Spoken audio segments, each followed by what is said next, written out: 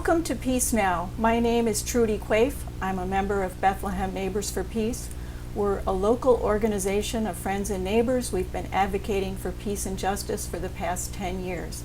I'm your host today, and joining me are Dan Kelly and Gail Pawlowski. They're both active members of Occupy Albany. Thank you both for being here. Thank you. Thank you, Trudy. The first thing that I'd like to do is give a little background on the Occupy movement in general. I came up with a quote here that I thought maybe would be a good place for us to start, if I can find my quote. This is from Noam Chomsky. He said this in September 2011 about the Occupy movement. I think it really sums it up. Anyone with eyes open knows that the gangsterism of Wall Street, financial institutions generally, has caused severe damage to the people of the United States and the world, and should also know that it has been doing so increasingly for over 30 years as their power in the economy has radically increased and with their political power. That has set in motion a vicious cycle that has concentrated immense wealth and with it political power in a tiny sector of the population, a fraction of 1%. While the rest increasingly become what is sometimes called a precariat, seeking to survive in a precarious existence. They also carry out these ugly activities with almost complete impunity, not only too big to fail, but also too big to jail. The courageous and honorable protests underway in Wall Street should serve to bring this calamity to public attention and to lead to dedicated efforts to overcome it and set the society on a more healthy course. So I think we can probably add to that and maybe talk a little bit more about Occupy Wall Street, which started in Zuccotti Park in New York City. Dan, would you want to add to that? I think the Noam Chomsky quote really sums up what's the background of the Occupy movement. We're living at a time where things that we took for granted, what people used to call the American dream at one time, are fading away. Workers' rights have been severely eroded. Labor unions have been busted. Banks are operating as the de facto government of the United States now. They could crash the economy, they get bailed out, they can break laws with impunity and get rewarded. And that leaves the rest of us in a state of what probably feels like apparent hopelessness and helplessness, but not really, because we do have the ability to come together and make changes. Okay, Gail, would you want to add to that? Well, I think the Occupy movement came at a time when people were really feeling distressed from the economy, and it was a time when unemployment was high, and still is, and banks were bailed out, but people were not, people who lost their homes. So I think it was a response to that as well, that it was a real high-stress time. Okay. I'm not sure if all of our viewers know that anything about Occupy Albany, but Occupy Albany was formed shortly after the movement started in New York City. And I wonder if we could talk a little bit about when it was formed and how it was formed and how big the movement was at that point. Gail, would you want to talk a little bit about that? Actually, the very first meeting of Occupy Albany took place in Townsend Park, which I actually missed that meeting, but I think Dan was there. And the second meeting was in the Grand Street Community Arts Center. I think that was early October. And that was several hundred people. It was a standing room only crowd. It was quite amazing, really. It was really amazing to see that many people come out for that. But maybe, Dan, you can talk about the first meeting, which... Well, the first meeting, which of course, as you said, was in Townsend Park, it was originally scheduled to be held in the Social Justice Center in Albany. But for a meeting there, they might, if they really squeezed, hold about 30 people. Right. And no one knew that this was going to be something that would really inspire people in the Capital District. So over 100 people came. And I was quite amazed because they were people from many different walks of life, different ideologies, different points of view, and how quickly people actually coalesced and we're able to master. You've probably heard of our General Assembly format, where we have things like a mic check where we repeat what the speaker's saying, and there's a way of running a meeting without anybody actually being a leader, but rather a facilitator, and people grasped that very quickly. And the fact that so many people came out to this really told me that people really are looking for a way to express their voice and looking to express their satisfaction. And up until now, up until that point, probably it felt that no one else thought the same way they did. I think that's true. Yeah. Do we want to talk about the first night? Yeah, I Yeah, think that to would me be a that good was idea. one of the most Yeah. impressive things was that people were so committed that they built an encampment fairly early on, and I thought that was very impressive. Would you talk a little bit about that, Gail? Well, the first, for me, the first day was really, like you said, amazing. The number of tents that appeared so quickly was really amazing. And that night was a concert a Holly Near concert that I attended. And after the concert, a whole number of us walked to the park, and it was, by the time we got there, it was probably close to 11 o'clock at night. There were hundreds of people, and I don't know how many tents there were, but the energy was just so amazing. It was so, people were really, really, it was really, really powerful, and people were singing, and it was just really powerful. Are there any specific events that happened during the time of the encampment that you particularly remember that you'd want to mention? Any milestones during that time that seemed really, really significant to you, Dan? Well, one thing that does stand out is initially the city refused to evict people there. And I've never quite known exactly why. I'm wondering if it were so many people there that the city police couldn't have handled it. I know that Governor Cuomo definitely wanted people out of that park. It was quite an embarrassment because it was located right across the street from the state capitol. There are a lot of personal events. My first night there, I slept on the ground. I didn't have a tent. And that, for me, that was quite a commitment to make. If somebody had told me 2 weeks before I'd been doing that, I would have said, no way in the world. But here I am, a man in his 50s, sleeping on the ground, and knowing that I'm going to have to get up and go to work the following Monday. And so that, to me, that was a personal experience that I still value. Now, there were other events such as the park we were in was Academy Park, which is adjacent to Lafayette Park downtown, which is Lafayette's a state park, Academy Park's a city park.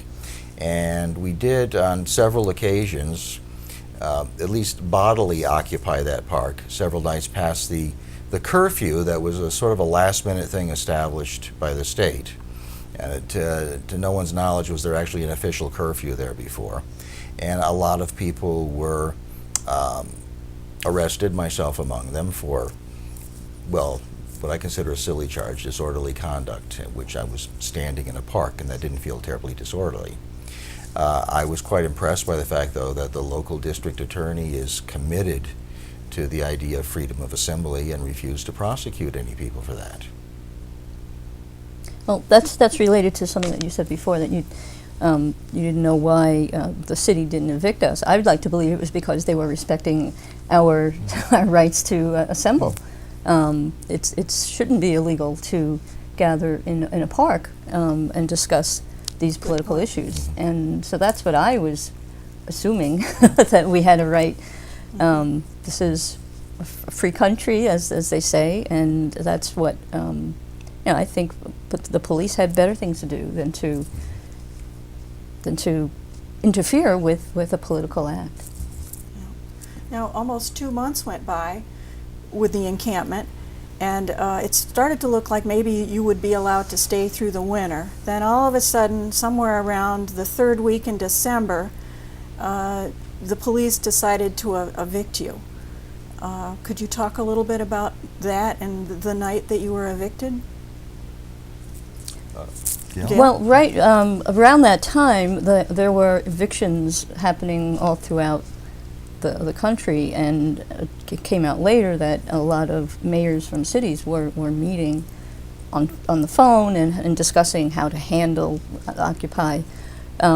So it seemed like it was the I don't want to say conspiracy, but it was something that cities did not want to tolerate anymore. Not that we weren't bothering anybody. In fact, there's a myth that we, Occupy Albany, did damage to the lawn. I would say, I think it's important to point out that we raked leaves, we rotated tents so it didn't harm the grass. Because a lot of the people there cared about things like that, so we were very careful with the park, and we did try to keep it as clean as possible. So it was kind of we tried to have a dialogue with the city, and our legal team had met with some people from the city, and they led us to believe that we were going to continue to have a dialogue. And then suddenly they kind of gave us a last-minute notice that they were going to demand that we vacate the park. Right, and that led to an encounter between Occupy protesters and the police that evening. What had happened is there were only a few tents left in the park at the time.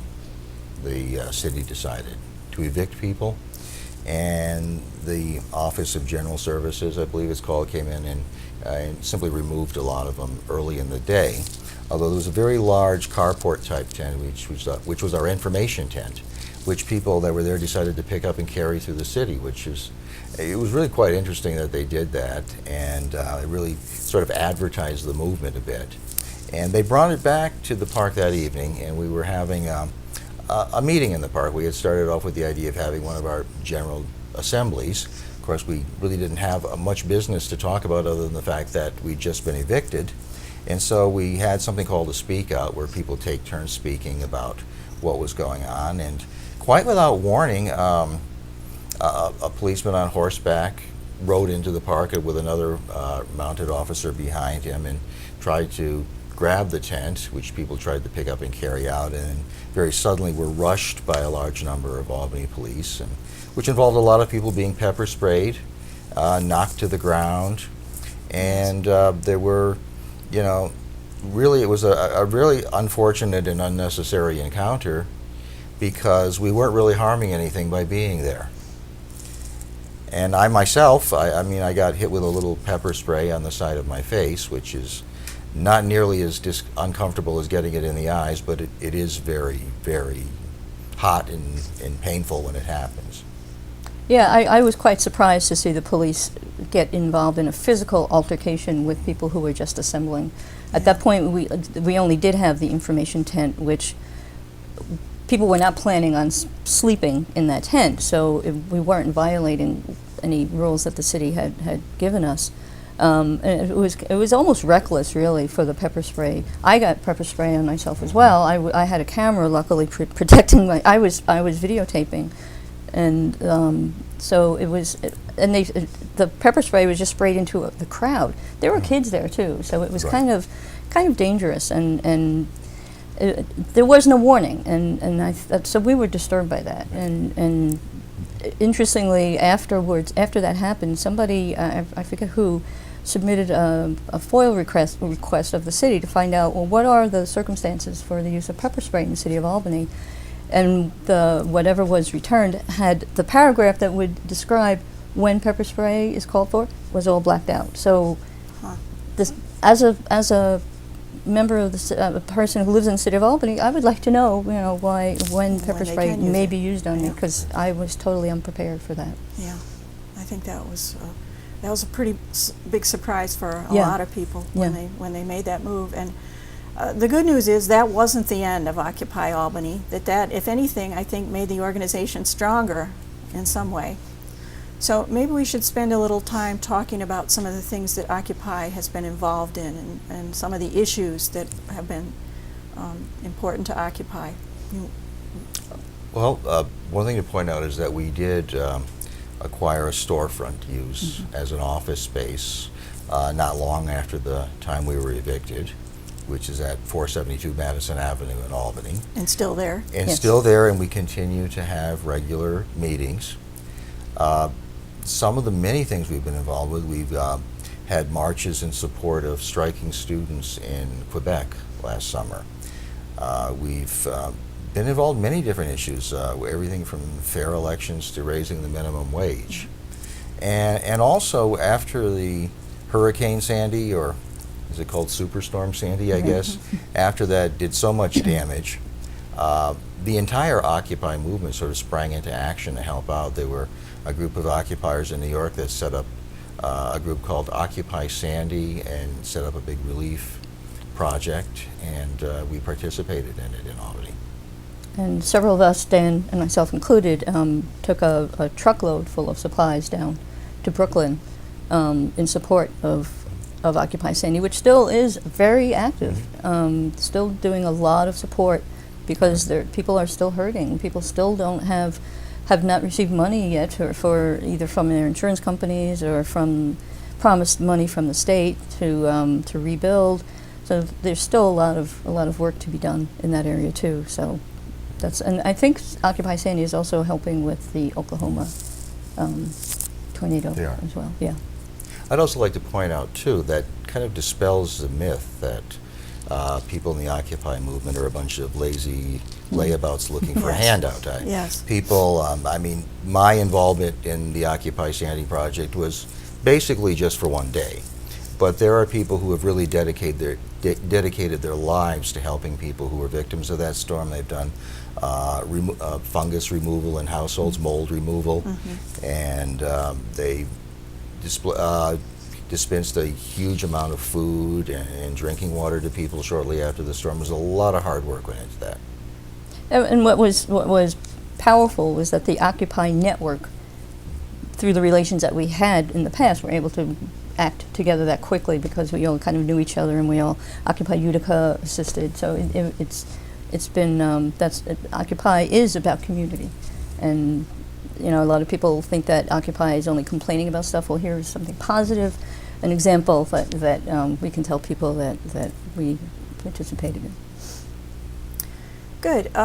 Some of the other things that I can remember about Occupy, I remember on May Day, I think it was May Day 2012, you did a march through downtown Albany with this huge banner that said, "Resistance is fertile." I thought that was so positive and just so hopeful for all of us. I think you've become such a positive activist force in the community. You've also done several other marches since then. I think you also were part of the Occupy, the May Day. Yes. Occupy. Yes, was sort of a joint Occupy effort. Albany worked with labor groups, and for both 2012 and 2013 had a pretty good May Day celebration with teach-ins and entertainment and food, and that's a really important. And again, it's a community. It's about community, and it's about joining together. One of the questions that a lot of people have asked me about is your decision-making process, the consensus process. Could you talk a little bit about that, Dan? How does that work? Well, when we meet in a group, we choose a facilitator whose job it is to make sure that the meeting runs smoothly, but is in no way the leader of the group. If we need to make a decision, someone in the group will put forth a proposal. It's discussed, and sometimes discussed forever, but it's discussed, and everyone has an opportunity to speak. And when it finally, we don't vote, we consent. Okay. Well, that means that we need everybody to be in agreement for something to pass. Now, there are a couple of little, exceptions to that. But the way it normally works, and someone puts forth a proposal, after discussion, it's put out for a consensus. And those in favor do this. And those against it do that. You don't really care, you do this.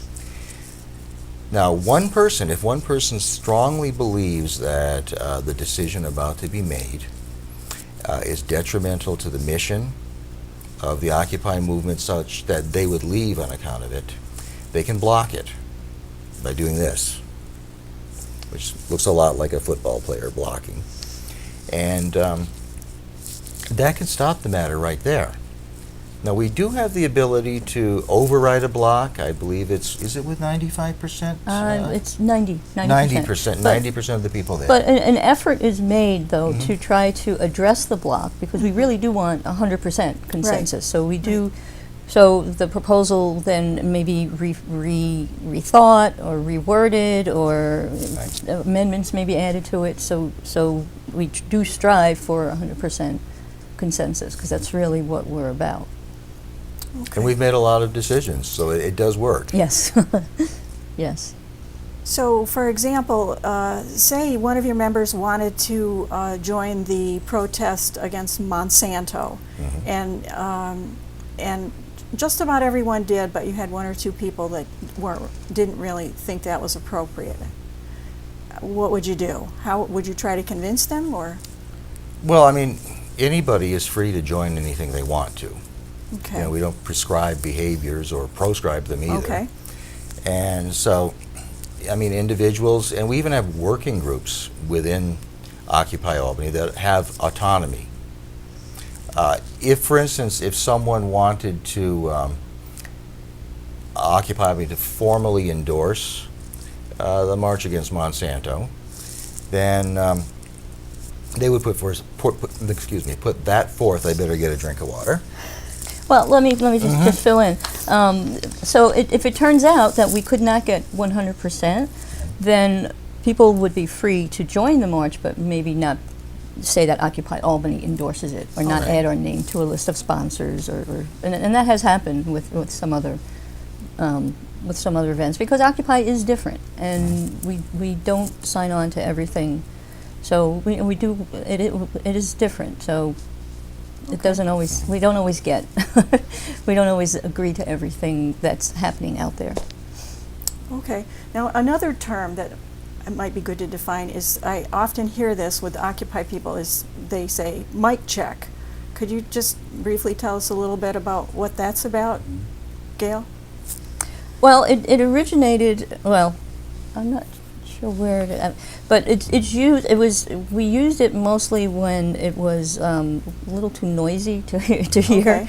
So so somebody would speak, and the whole group would repeat back what they said. It was mostly so that other people could hear, and it was also because some parks didn't allow amplified sound. So if you couldn't use a microphone or a megaphone, then that was you could only use your voices. So that was a way to do that. And also, I mean, I've read a lot of different things about the origin of that, and it may go back years. And yes, partly it was because in New York City in particular, the NYPD would not allow anybody to use sound equipment in Zuccotti Park. I think the other side of that too is when someone says something and everybody in the crowd has to repeat it so everybody can hear it. What it does is it forces everybody to really pay attention. And it really brings people together in a sense of community, and I think that's why it really caught on all over the country. Good. And repeating back what you've heard also helps you understand what they're Right. saying Yeah, too. So that's true. it had multiple uses. We have a little less than 5 minutes left.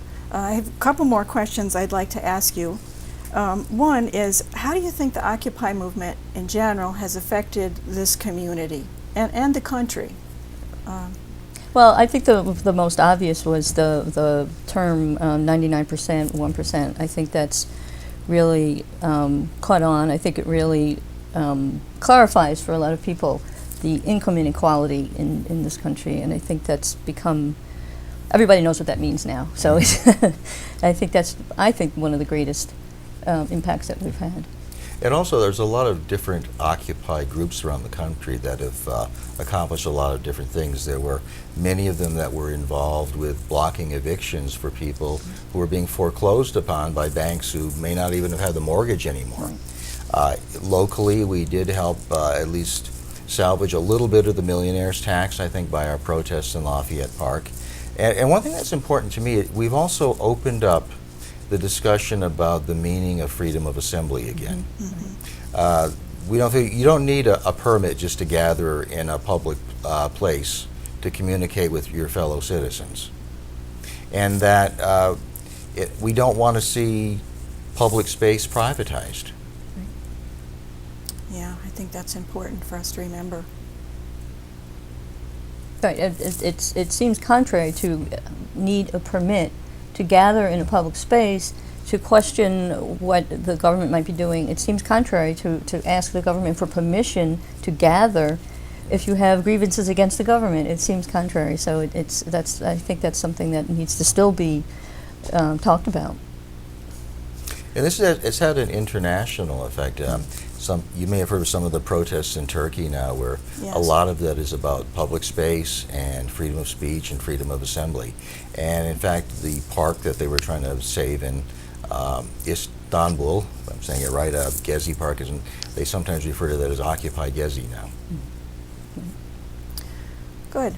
Okay, I think it's important for people to know that you're still there, that you're still having meetings, you still have work groups, you're still doing organizing. Can you talk a little bit about some of the issues that you're organizing around now? One of the more recent actions that we did was healthcare as a human right, questioning the privatization of hospitals, people who lack health care. Many of us are not in favor of Obamacare because we see that as just further entrenching the insurance industry, which people need health care, not health insurance. And that's one big issue that we've been dealing with. So it's still really a national movement, and it's still active. And do you think that you'll ever end up in an encampment again in a park, or do you think you've moved on to a new phase now? Well, nobody really knows what tomorrow's going to bring. It's possible that our camping in the park phase was a tactic that served a purpose in its time, and we may use other tactics. Or we may end up camping in a park someday, who knows? Okay. Well, we're almost out of time here. This went by so fast that I'm really hoping that you'll both come back and we can do this again another day. Well, thank you. So nice to have you here. There's just one thing. If people would like to contact you and get involved with Occupy Albany, what would you suggest they do? They Dan? can go to occupyalbany.org, which is our website, and there's a schedule of events on there. Or anyone is free to come to one of our general assemblies at 472 Madison Avenue in Albany. Okay. We have one tonight at 6 o'clock. Tonight at 6 o'clock every Wednesday night, and Saturday at 3 p.m. Okay. Unfortunately, this show's not live, so don't expect any of our viewers to come tonight. But in the future. So Wednesday. We'll be there. We'll still be there. Yeah. All right. And your website is www.occupyalbany.org, and you're still maintaining that. Yes. And there's lots of information that people can find out about how to join. And there's a particular link work there groups. to sign into our email list as well. So. Right. And we have a page on Facebook. Yes. Okay.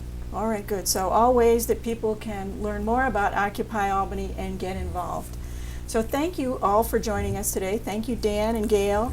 Thanks to all the viewers. And join us again for future episodes where we'll be talking with different members of our community. We'll be talking about how the war has affected our local and national economies. We'll be talking about hydrofracking and lots of other subjects. So thank you very much for joining us today.